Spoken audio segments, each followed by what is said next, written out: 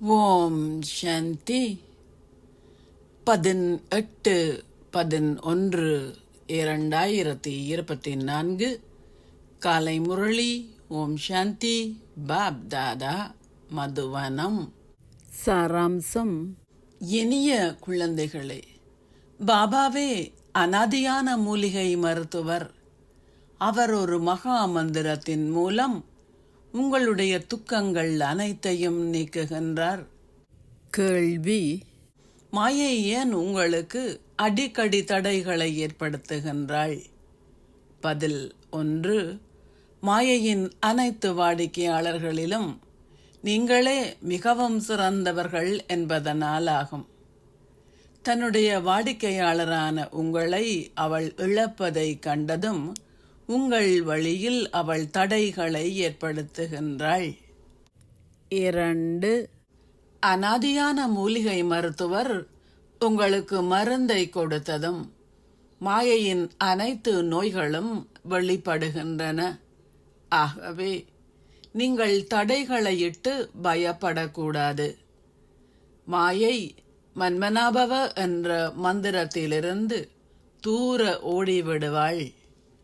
ஓம் சாந்தி.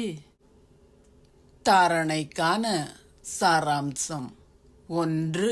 ஒரு நிலையானதும் மலர்ச்சியான ஸ்திதியை கொண்டிருப்பதற்கும் பாபாவை தந்தை, ஆசிரியர், சத்குரு என்ற 3 வடிவங்களிலும் நினைவு செய்யுங்கள். இங்கு உங்களை சந்தோஷ சம்ஸ்காரத்தினால் நிரப்புங்கள். உங்கள் ஆஸ்தியின் விழிப்புணர்வினால் உங்கள் முகம் சதா பிரகாசிக்கட்டும். 2. ஸ்ரீமத்தை பின்பற்றுவதுடன் முழு உலகையும் மாற்றுகின்ற சேவையை செய்யுங்கள். 5 விகாரங்களிலும் அகப்பட்டு கொண்டுள்ள அனைவரையும் விடுவியுங்கள். சுயத்தின் ஆதி தர்மத்தின் அறிமுகத்தை நீங்கள் கொடுக்க வேண்டும். ஆசீர்வாதம்.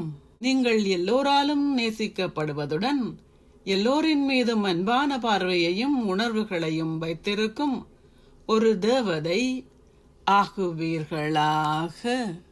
மக்கள் தமது கனவுகளில் தேவதையை காணும்போது அவர்கள் மிகுந்த சந்தோஷம் அடைகின்றார்கள். தேவதை எல்லோராலும் நேசிக்கப்படுகின்றார். ஒரு தேவதையின் அன்பு எல்லைக்குட்பட்டது அல்ல, ஆனால் எல்லையற்ற அன்பை கொண்டிருப்பவர் ஆவார். தன்னை நேசிப்பவர்களின் மீது மட்டும் அன்பு செலுத்துபவர் அல்ல, ஆனால் எல்லோரின் மீதும் அன்பு கொண்டவர். ஓர் ஆத்மா எத்தகையவராக இருந்தாலும் உங்களின் பார்வையும் உணர்வுகளும் அன்பானதாக இருக்க வேண்டும். இதுவே எல்லோர் மீதும் அன்புடையவர் எனப்படுகின்றது. யாராவது உங்களை அவமதித்தாலோ அல்லது வெறுத்தாலோ அவருக்கும் அன்பான மற்றும் உபகார உணர்வுகள் மட்டுமே இருக்க வேண்டும். ஏனென்றால் அந்த ஆத்மா அந்த வேளையில் வேறு ஒரு ஆதிக்கத்தின் கீழ் இருக்கின்றார். ஸ்லோகம். சகல பேறுகளாலும் நிறைந்திருப்பவர்கள் சதா மலர்ச்சி நிறைந்தவர்களாகவும் சந்தோஷமாகவும் இருப்பார்கள். ஏனென்றால் அவர்களிடம் சந்தோஷ பாக்கியம் இருக்கும். ஓம் சாந்தி. நன்றிகள் பாபா.